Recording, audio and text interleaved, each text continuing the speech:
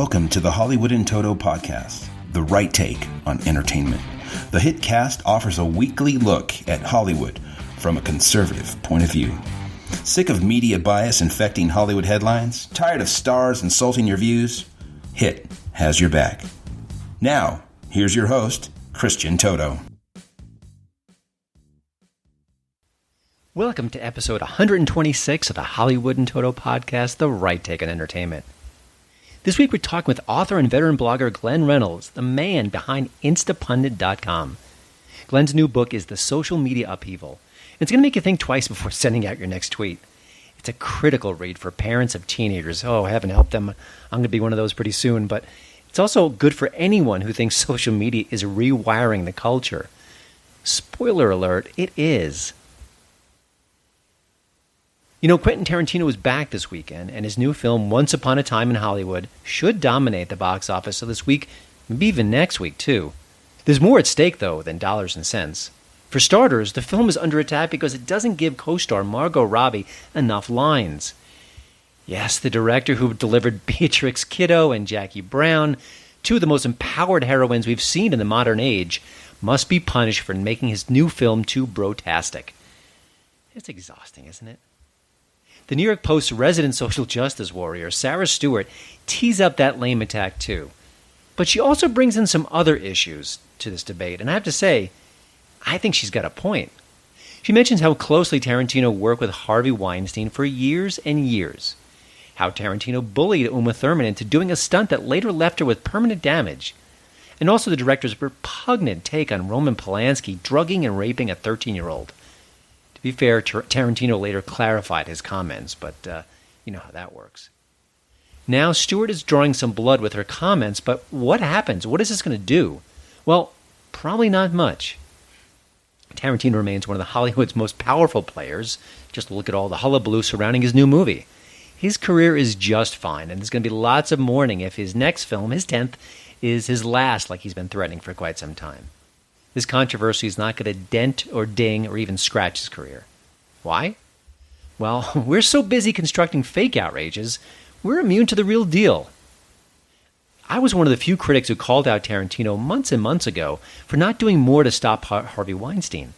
Now, Tarantino dated one of the producer's victims who told him about Weinstein's lechery. He also worked with another starlet who said similar things about Weinstein behind the scenes. Tarantino knew much, much more than a lot of his peers. And he was one fellow who could really withstand the blow to his career if he went full whistleblower. If he said what he wanted to say, shared what he wanted to share, you know, maybe it would cause a ruckus behind the scenes, but he's a huge star. He could have survived that, or maybe he could have just maybe tipped off some reporters and had them start the ball rolling. He stayed silent. He didn't say a word from what we can tell. So now cancel culture is attacking him for giving Margot Robbie too few lines of dialogue. Well, so what? Here's betting all of this new controversy is going to blow over the next few days, maybe even less time. That's how outrage culture works. In 48 hours, we've got to be outraged about something newer and shinier and more outrageous. And that's a shame, because the director really should be asked some tough questions about his actions away from the movie set. As it stands right now, he'll get a pass. And for what it's worth, Once Upon a Time in Hollywood is a very good film. It's much better than The Hateful Eight, his last feature, and it's certainly worth your time. It just recreates 1969 in ways that you just have to see and hear to believe. That part alone is well worth the price of admission.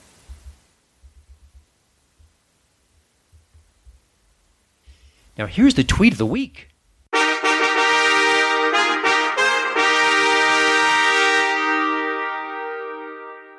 You know, Michael Moore is still clinging to the fragments of his formerly famous self. His movies no longer make big bucks like they once did, nor do they move the cultural needle an iota. We've moved on. I guess no one's told him that, though. But to be fair, the press adores him, quotes him constantly as a soothsayer, and he still thinks he can fuel the resistance with every other tweet of his. Case in point, this dire warning for the current commander-in-chief. Here we go. Hey, at Real Donald Trump, I'll be the first guest tonight on Seth Meyers' late night show on NBC. I'll have more exciting news for you. I'm even going to tell you exactly how you are going to be removed from the White House next year, if I can get the Dems on board. Grab a bucket of KFC and tune in. All right, did he just make a fat joke? Wow.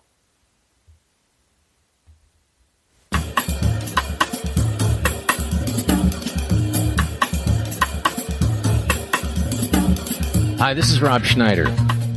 Now, I know these days that anyone with a pulse now has a podcast. So, the good news is, I have a pulse. The better news is, now I also have a podcast, just like everybody else. Except this is my podcast, so it's not like everybody else. But this podcast is titled See What Happens. Because we want to see what happens. See what happens? Which comes from a joke. And we'll play that right now for you. My mom was very controlling, truthfully. It was good, though, I guess, you know. The only thing I remember from my whole childhood thing I remember most is my mom yelling at me. See what happens? You fell down. See what happens? You're crying. See what happens? You hurt yourself. See what happens? You broke that. See what happens? See what happens? I remember one time we were playing basketball about 3 miles away from the house. Somebody twisted an ankle. All of a sudden you heard, see what happened? Dude, that's your mom on a mountain over there. See what happens? So that's where the title of that's where the See What Happens podcast comes from my mother saying during my whole childhood, see what happens?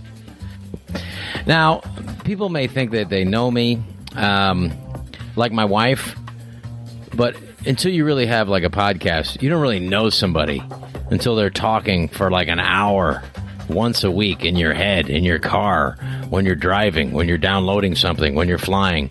So that's the point. Maybe you get to know me a little bit, and we'll find out some stuff, and we'll have my friends on, my beautiful wife, Patricia Schneider, and then my good buddy, Jamie Lissow, will be on. We're going to see what happens, because that's the name of the show. See what happens? Because that's what life is. I think this whole experience is to see what happens. I'm Rob Schneider. This is my podcast. This week I'm proud to open up the HitCast to another right-leaning author, David Vining. David's new book, Crystal Embers, may look like a fantasy novel teeming with noble knights and heroines, but it's much more than that, which the author explains very well in her upcoming conversation. A quick note, the sound quality here is going to be a little bit off. It's fine, it's good, you'll hear every word, but it isn't as crystal clear, I hope, as what I sound like right now. You can hear everything that he says, but I just wanted to make sure that you knew that this was a little subpar moving forward, and I think we've got all the technical snafus behind us at the HitCast. I'm going to cross my fingers. The tech gods are funny at times, but I think we're good to go from now, but this will be the last interview where it's a little bit less sharp than usual. But still, David's worth listening to, and I really hope you enjoy our conversation. Well, David, thank you for joining the show. You know, this is a subject that's kind of near and dear to my heart, Star Trek. And I feel like in recent years, the enthusiasm for Star Trek has been maybe waning, maybe, looking at the box office grosses for the last movie. And I want to get your take on it, because we've got some more recent developments. The show Discovery, there's the new Picard show, and of course, the potential of a Quentin Tarantino Star Trek movie. So feel free to jump in any of those three topics. So what's your general take about where we are in Star Trek Nation at this point? Yeah, it's interesting. I grew up Star Trek. My dad would watch TNG in the original syndicated run, so that's kind of where I grew up. So I'm, I guess mid-range Trek. And when the reboot started, I felt no real animosity towards them. 2009, Into Darkness, and beyond. They were designed for mass audiences, which Star Trek has never been. It's always been, in the movie form, it's always been kind of the mid-range budgeted thing, pray we make our money back sort of studio gamble. But when Paramount decided to bring it back in the late 2000s, it was, we're going to make a bunch of money off of this. And, it's not, after Star Trek has been around for 700 hours, it's hard to tell what Star Trek actually is. But one thing it probably has never been has been like the big studio action adventure. So it was always new ground. I enjoyed them, especially Beyond. Beyond was the one that made the least amount of money. Third one, obviously, but it was the one that embraced fun most while was cleanest narratively. Mm-hmm. The first one's fun, but it's kind of a mess in terms of storytelling. The second one has like thematic issues, and it's structured really weird. Plus, you have all the like weird J.J. Abrams. I'm going to keep needless things secret for no reason. But then Beyond is just simply, we just wanted to make a fun Star Trek movie. And I think it works really well, but it's within that context of, Star Trek as it's never really been before, which is this action adventure spectacular. You make a good point. I think if they had dialed down the budget and even just the expectations, they could kind of be more exploratory. They could be more creative and just say, hey, these are the Star Trek themes as we see them. This isn't meant to be a huge blockbuster. We hope you enjoy it. We hope it makes a lot of money, but we're going to, I think Hollywood is 0 to 60 at this point. Either you make a tiny, tiny micro indie or you make a $300 million blockbuster. The in-between stuff seems to get pushed aside. Which is really unfortunate because you think back to the original 6 and, the one that sticks out as the weirdest is Star Trek 4. It's Save the Whales. It went pure 80s environmentalism, but at the same time, it's just a fun little adventure. It didn't need to make $500 million to $1 billion just to break even. It needed to make like 80. Yeah. In like 1980s dollars, which is not a low amount of money, but it was an attainable goal for a weird little movie. And these new Star Trek movies, they can't be weird little movies anymore. They have to appeal to the most amount of people possible. So I'm sorry, where we stand on the Tarantino Star Trek? I feel like the reporting is a bit sketchy. I don't know if he's committed. Is he just writing the script? Is he directing? What's the latest, or what's your sense of where the project is going? If it is, I don't think he's decided yet. He's been really busy with Once Upon a Time in Hollywood, trying to finish that up. Apparently, he's still editing it after its premiere. But the most recent thing I saw was that, he needs to revisit the script and consider whether it's going to be his next. I kind of get the impression that he's not going to direct it. He's going to produce it, kind of be the hands-on producer. That would be my guess. But at the same time, he's talking about, horror and vulgarity. And Star Trek is 700 hours long. I can't really pinpoint what Star Trek is. Maybe it can be the sort of movie that Tarantino gravitates towards. If the choice is we either get more Star Trek Discovery or J.J. Abrams or nothing, well, if someone like Tarantino is going to come in and say, hey, I've got something different, why not? Just don't give him $250 million. give him 60 or 70. Then he'll be able to. It doesn't need to be that massive success. Yeah, and the thing I'm worried about is the R rating seems odd in that Logan was R rated, and you sensed why. It was darker. The Wolverine story and character has always been had a edge to it, no pun intended. So that made sort of organic sense. But to tackle Star Trek and say, oh, it's going to be R, I would like to have the story first and the characters and the themes, and then if after that you think I need the R to tell my story, great. But and maybe it's a media manufactured thing, but just the fact that we even talk about the R, I don't get that. It just seems like a little bit of like a detour that we don't need. Well, I mean, we all know what kind of R it will be. It will be driven by vulgarity and probably gore. But at the same time, it's do we need another sterile environment? Sort of Star Trek Voyager type thing. One of the things that excites me that there are a few franchises out there where studios have the ability to just use brand name recognition and tell weird stories. None of them are doing it. Yeah. Warner Brothers has Harry Potter. They're failing miserably. Disney has Star Wars; they're failing miserably. Paramount could do something like smaller and weirder with Star Trek, and if you have someone as strong with such a strong voice as Quentin Tarantino and such clout, then he could potentially take Star Trek in a weird new direction. And maybe, maybe there are valid stories to tell within the Star Trek universe that's filled with vulgarity and full of gore. And because I kind of implicitly trust artists, like real filmmakers, of which I consider Tarantino one. I know there's disagreement about that, but I do consider Tarantino like an actual, like real talented filmmaker. If he's got a weird little story to tell in Star Trek, I want to see it. Yeah. It doesn't need to be another The Next Generation clone. But I don't want to muddy the field here by bringing it a separate franchise, but I'd kill to see a James Bond directed and written by Quentin Tarantino. I think that would be maybe a more natural switch for him. But I agree, if you've got these brands and you've got these artists who have singular voices, that would be such an interesting way to kind of push things in new directions. But again, Hollywood is really risk averse. And so that's not going to be very common. It's just that with Tarantino, if he says something, it happens if he wants it to make it happen. And finally, after all this, if the no Star Trek with Tarantino evolves, that would be kind of a disappointment because I think everyone's kind of been curious about it. One last Trek question, and this is sort of a putting your finger on the pulse of the country, if not the world. Do you think that the Star Trek brand still excites people? Is there still enthusiasm there, or does it need a kind of a boost of some kind?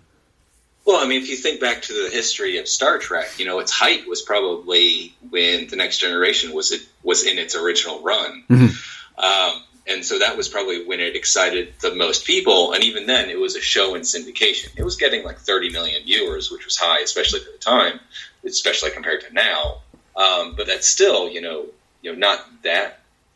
I don't think it was ever as big as some of the like bigger budget movies, which is why, Batman could do huge numbers, and then in the same year, Star Trek V could come out and just bomb terribly because it never really excited the mass audiences that much.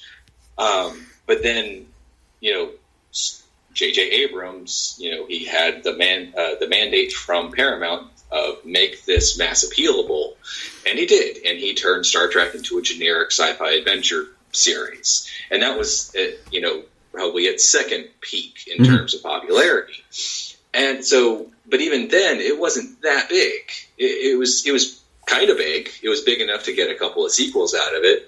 It's the secret around Star Trek is that it's never been mass appealable, and the desire to make it mass appealable kind of undermines a lot of what people who really love Star Trek love about it, while not really appealing that well to mass audiences. So they're trying to straddle a line, and they're losing one part of the audience, which is the diehard Trekkies, while only sort of gaining the mass audiences. I compare it to New Coke in my mind. If you... I went through business school, and New Coke was a case study in what not to do. And it was, they did surveys from Coke drinkers, and the most loyal Coke drinkers said, "No, we hate New Coke," and yet Coke did it anyway because they figured that they would be able to get Pepsi drinkers. Yeah, and it didn't work. New Coke was a lousy product, but a great metaphor for the last 20, 30 years. So I talked to someone else recently, someone else evoked New Coke as well. So it's kind of funny. Before we let you go, I had a kind of a selfish reason for inviting you. I know you've got a new book that's coming out very soon. So if not, it's actually out right now. Tell me a little bit about it, because you teased it to me offline. It sounds engaging. It sounds like a great use of science fiction or fantasy, and kind of where it tells a great story, but also makes you think on a certain level. So dig a little deeper into your book and tell us more about it. Sure. My book is titled Crystal Embers. It's set in a fantasy universe that I call Course Day. And it's set at the very end of a sectarian civil war that has torn apart the country. It's between the secular loyalists and the religious faction. And our main character, our male main character, is a knight on the loyalist secular side, and he wins the war with one final stroke in one final battle. And he is celebrated, but then he has to go home. So this is a man who hasn't been home for 6 whole years. And when he goes home, he finds out that he has a wife that he's almost completely forgotten about. And his wife is mourning from the loss of their child, who died mere weeks before. So these two people who are technically married but are complete strangers are suddenly thrust together. But what defined their lives for the past few years is suddenly gone. Mm-hmm. The man, his name is George. His life was war. That's all he knew for the past 6 years. And war is over. So now he has to go back and become a farmer again. The woman was a mother, and she ran the farm. While her name is Virginia. She did this while the man was off to war. So she suddenly can't run the farm anymore because George is back and her son has died. So she has nothing. So these two people who don't know each other, have nothing in their own minds, are suddenly thrust together. Mm-hmm. And as they're just beginning to learn who the other person is and who they are without their core, something awesome happens. It's a fantasy world, so there are dragons, and their foreman on the property has burned a bunch of diseased wheat. And as this crop is burning, a dragon comes and lays on it and, kind of soaks up its warmth. And no one's willing to fight it. But George and Virginia discover this thing. And suddenly they have something big, something meaningful in their lives to fill them with. And they end up chasing it across the countryside. And I just saw it. I conceived of this book many years ago. And it was really just this idea of, if you have nothing in your life, will you end up following anything? Mm-hmm. And so constantly through the book, people are saying it's just an animal. It's just a really dangerous animal. You're crazy. But they just decide to pursue it. Gotcha. And, I'm not going to give everything, but it's the thrust of the story. Excellent. Well, people can go to HollywoodInToto.com and find the links to the book and also a little bit more information about you. David, thanks so much for joining the HitCast. And by the way, we may check in with you again for different pop culture subjects. I know you got your finger on the pulse of that community, and I love to have different voices there. Can't just be me prattling on every week, but I want to have new and different voices there as well. Thanks so much. Good luck with the book, and I hope you'll be starting a new one soon. Thank you very much. I'm always writing. Don't touch that dial. You're listening to my daddy's podcast. Can I confess a secret? There's one website I visit the first thing in the morning and right before bedtime. It doesn't have the words drudge or report in the title, mind you. I also check this site during the day a lot. The site is instapundit.com, run by veteran blogger Glenn Reynolds. If you haven't visited Instapundit, just know it's a constantly updated roundup of the best conservative news stories out there. But just be careful. The site can be addicting. Now, when Glenn isn't working on Instapundit, he's also writing thoughtful books like An Army of Davids, How Markets and Technology Empower Ordinary People to Beat Big Media, Big Government, and Other Goliaths. It was written a couple of years ago, but boy, that sounds pretty darn pertinent right now. His latest book, The Social Media Upheaval, examines the impact Twitter, Facebook, Instagram, and other sites are having on the culture at large. He's done his homework, and some of the passages are pretty frightening. Still, there's glimmers of hope here too, but you'll want to read all of it to get the full scope of the subject and what the possible solutions are. Here's my chat with Glenn Reynolds.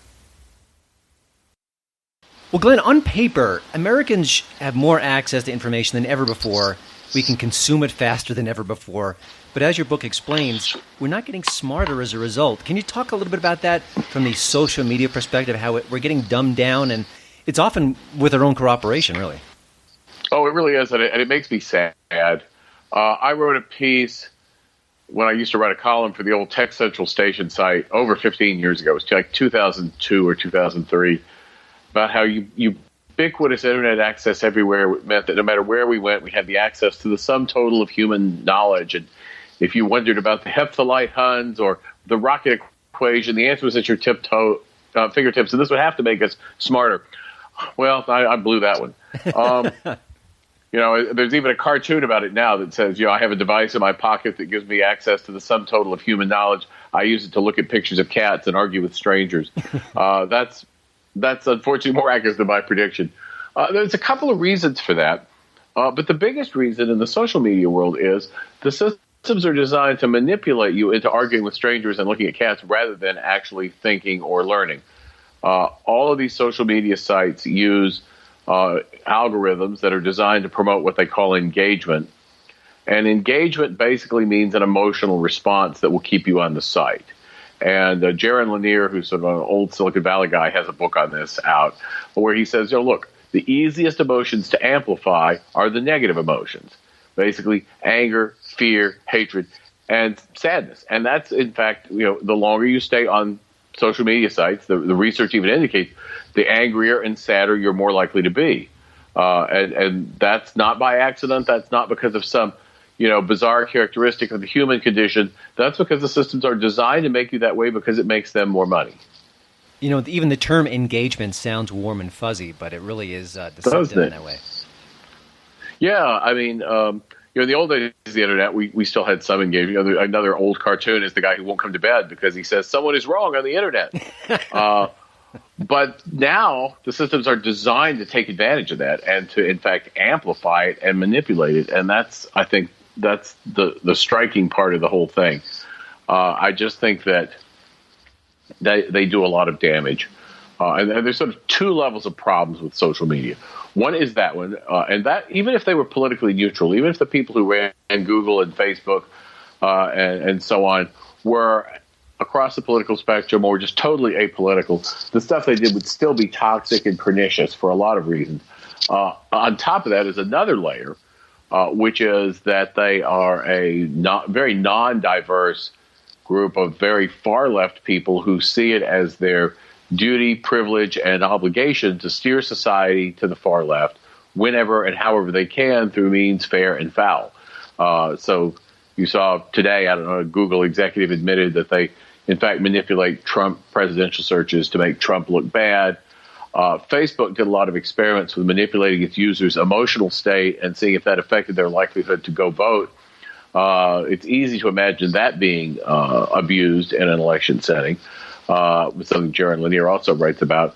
And I think that, so it's both a bad platform and bad people, and the combination is bad times two. Yeah. I think a couple of years ago, I'd hear some conservatives complaining about these social media platforms, and I'm not a conspiracy guy, and I really dismissed them. And then, we look at, fast forward to today, it's almost impossible not to accept the reality. Are there things that people who are right of center or just interested in fairness can do?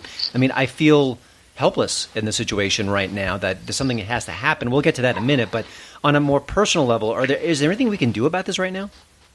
Well, I quit Twitter, and I have to say it's the best thing I ever did. People are always saying, "Do you miss Twitter?" Or some people are like, "Please come back to Twitter." And I'm like, I never miss Twitter. Not one day goes by when I say, "I wish I were still on Twitter." Mm-hmm. And I'm happier and more relaxed, and I feel like I'm just as well informed as I ever was. And I've saved a lot of screen time during the day and a lot of emotional energy. And you think when you're on Twitter that you're part of the dialogue, shaping this. Every once in a while, maybe you have an impact, but most of the time, it's just a bunch of people yelling at each other. Mm-hmm. It is unfortunate.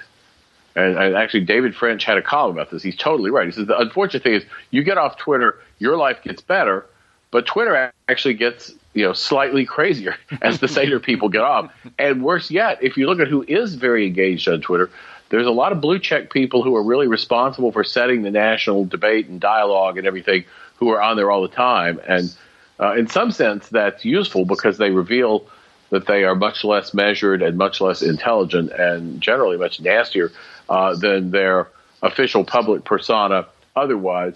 But on the other hand, I think they also egg each other on into being crazier. I think that one of the biggest flaws in our society as a whole right now is the people who run our institutions are not so much focused on running the institutions well as on performing for their peers. So it doesn't matter if you run a company badly as long as you say and do the right social justice-y woke things, as long as you hold the right politics. It doesn't matter if you're a bad reporter as long as you have the right attitudes. and so on. And I think that Twitter actually gives people a stage in which to act that out more, and I think that adds to the destructiveness of a already destructive trend. Yeah, you hinted at this. I'm always surprised that some of the nastiest comments are from the blue check types, which I'm just kind of staggered by that. I'm thinking, you have a platform, your name is out there, you're known. Do you realize that, hey, is this mic on? It's on, and the whole world is seeing it. Well, go ahead. It's totally unselfconscious, and it's hilarious. I mean, you may recall we had a scandal, gosh, it's been about 10 years now, the so-called journalist scandal, which was a secret email list run by Ezra Klein that journalists could get on and essentially figure out what storylines they wanted to run to help the Democrats. And they made few bones about doing that. They saw themselves pretty clearly as basically just Democratic operatives with bylines. And when it came out, it was enough of a scandal that, the Washington Post fired some people, and some careers were briefly blighted, although since all the other lefty media people thought they had their hearts in the right place, they were rehabilitated pretty fast. But on Twitter, they don't even have to have a secret email list. They just put this stuff out there, and everybody follows along. It's like at least 10 years ago, they were slightly ashamed, and now, no. It's a sequel, Journalist to the Transparency, and I'm shocked by it as well. One of the things the social media people showed me, and it basically connected with me, is the lack of empathy that we see on social media. And from a personal perspective, there are people that I trust my children with. They're good people. And then I see them on Facebook, and I'm shocked by what they say. Talk about, just for people who haven't read the book yet, and to give a good tease, what's going on there from that perspective? Because that amazes me as well, that the empathy quotient is diminishing, and it's because of social media. Yeah, and actually, my experience is people tend to behave better on Facebook than they do on Twitter because they're at least around people they know, and there's a little more context usually. But even there, yeah, you're right. I actually saw a female law professor who I shall not name today saying some pretty nasty and idiotic stuff about men on Facebook. And I was like, really? Really? That's what you really think? Or are you just performing for your female law professor friends so that you look woke? And I think probably the answer is that's what's going on. But people don't even realize that's what they're doing sometimes, you get revved up. One of the things that social media do is they make it easier to form a mob. Now, one characteristic of human beings is they like to form mobs. And the reason they like to form a mob is that you can feel powerful without facing any real responsibility. There's a lot of catharsis. There is a thrill in the anonymity that comes with being part of a mob. Even if you're not really anonymous, you've at least got other people to blame too, and so on.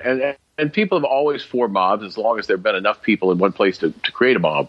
And we usually thought that was pretty bad. But what social media have done is made it much easier to form a mob. You don't have to get your torches and pitchforks and persuade several hundred people to meet downtown in the public square now.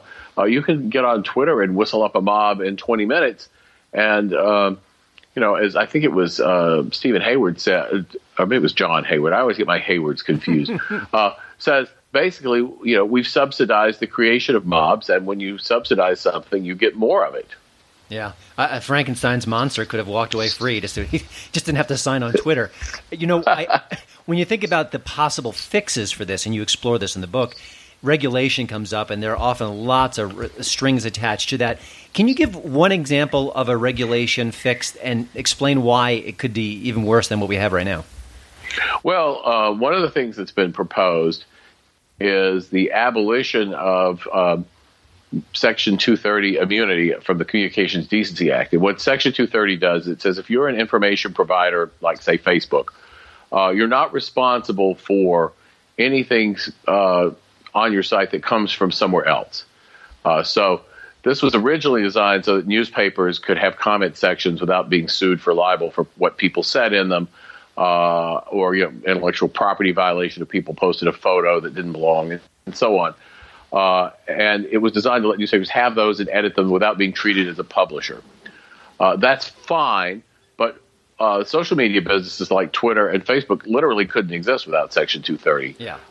They'd be sued out of existence overnight without that kind of immunity. I think because of that, I think that's kind of a too big a hammer even for me, and I'm a bigger hammer kind of guy.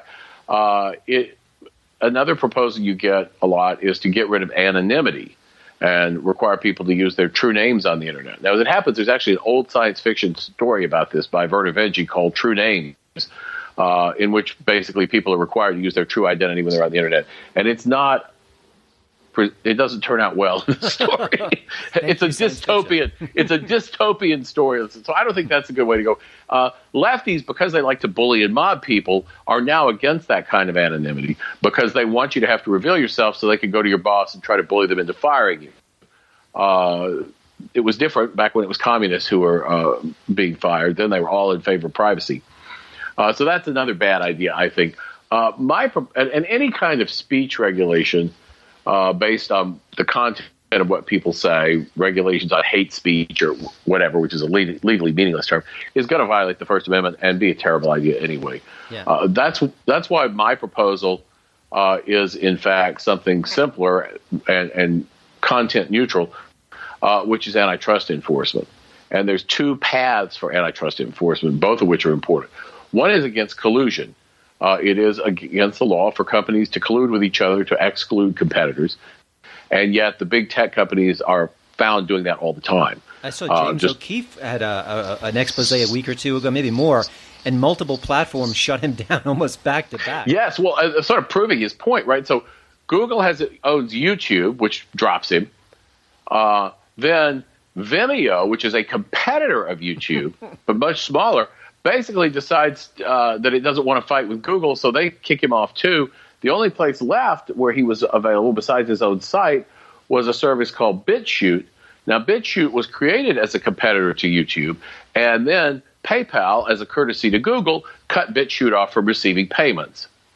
So that's an example of what the kind of thing that happens. Likewise, Gab, which is a competitor to Twitter, was cut off from receiving PayPal payment. This almost sounds like an Onion headline, but this is all happening in real Yes, this time. is all real. And by the way, the Vimeo example, I remember I saw that YouTube yanked O'Keefe's video, and my first thought was, well, Vimeo's smaller, but they're still out there. They could, oh no.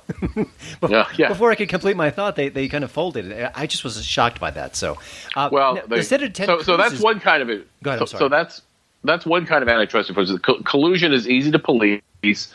People have to talk.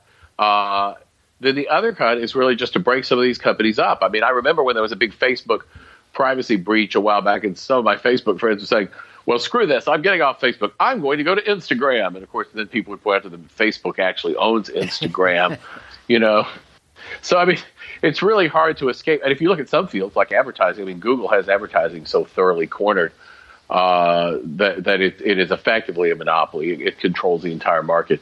My colleague at the University of Tennessee, Maurice Stuckey, who, unlike me, is a serious antitrust scholar, has written a couple of books on this and the way to treat dataopolies, as he calls them. And, it's clearly called for at this point and well within the norms of traditional antitrust law. I think Senator Ted Cruz has been talking about this aggressively of late.